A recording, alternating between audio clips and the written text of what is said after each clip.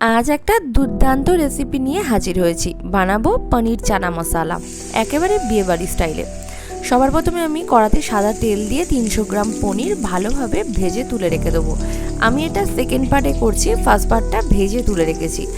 এই পনিরগুলোকে লবণ জলে ডোবানোর কোনো দরকার নেই। কয়ের পরে ওই সাদা তেলের মধ্যে 4টে ছোটো এলাচ, 4টে লবঙ্গ এবং দারচিনি স্টিক ফোড়ন দিয়ে দুটো বড় বড় সাইজের কোচানো পেঁয়াজ ভালোভাবে ভেজে নেব। দেখো ঠিক এমন কালার আসলে, মানে একটু পিঙ্কিশ কালার আসলে এর মধ্যে 3 চামচ রসুন বাটা দিয়ে দেবো। বেশ ভালোভাবে একটু কষিয়ে নেব। এরপরে গুঁড়ো মশলাগুলো দিয়ে দেবো, যেমন শুকনো লঙ্কার গুঁড়ো, ধনিয়া গুঁড়ো, জিরে গুঁড়ো, হলুদ গুঁড়ো, লবণ, চিনি। অবশ্যই কিন্তু চিনিটা দেবেন, এতে স্বাদটা কিন্তু খুব ভালোভাবে ব্যালেন্স হবে।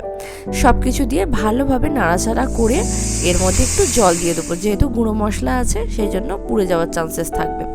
এই সময় কড়ার ফ্লেমটা একটু লোতে রাখবেন। এরপরে আদা বাটা দিয়ে একটু কষিয়ে দেবো। তারপরে দুটো বেশ বড় বড় সাইজের টমেটো বাটা আমি এর মধ্যে দিয়ে দেবো। চাইলে তোমরা টমেটো সসও ব্যবহার করতে পারো। এরপর আমি 10-12টা কাজু বাদাম আর 2 টেবিল চামচ পোস্ত একসঙ্গে বেটে এর মধ্যে দিয়ে দিয়েছি। এরপর এই যে পোস্তর বাটি ধোয়া জলটা বেশ ভালোভাবে দিয়ে নাড়াচাড়া করে নিলাম। আমি আগের দিন রাত্রেবেলা অল্প একটু বেকিং পাউডার দিয়ে এই কাবলে ছোলাগুলোকে ভিজিয়ে রেখেছিলাম। এখন প্রেসার কুকারে সেদ্ধ করে নিয়েছি। দেখতেই পাচ্ছ ছোলাগুলো কিন্তু কত ভালোভাবে সুসিদ্ধ হয়েছে। এখন সমস্ত মশলা এবং ছোলা সহ ভালোভাবে মিক্স করে নেব।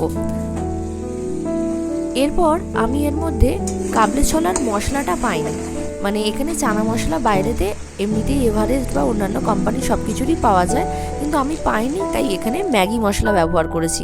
তোমরা চাইলে এই চানা মশলা যেগুলো পাওয়া যায় সেটা কিন্তু ব্যবহার করতে পারো। এরপর কষানো ছোলা এবং মশলার মধ্যে ফুটন্ত গরম জল দিয়ে ভালোভাবে ফুটিয়ে নিতে হবে। তরকারিটা ফুটে উঠলেই এর মধ্যে ভেজে রাখা ছানা দিয়ে 5 থেকে 7 মিনিট ফোটাতে হবে। তার মধ্যেই দিয়ে দিতে হবে 1 মুঠো কাসুরি মেথি, বেশ ভালোভাবে ক্রাশ করে দিতে হবে। আর নামাবার জাস্ট আগেই দিয়ে দিতে হবে 4-5 কিউব বাটার। ব্যাস, তাহলেই কিন্তু রেডি হয়ে যাবে গরম গরম বিয়েবাড়ি স্টাইলের চানা মশলা।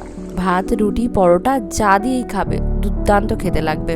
অবশ্যই ট্রাই করে দেখো। আর ভিডিওটা কেমন হলো অবশ্যই কিন্তু জানিও। আজকের মতো এখানেই শেষ করছি। সবাই খুব ভালো থেকো, সুস্থ থেকো। টাটা।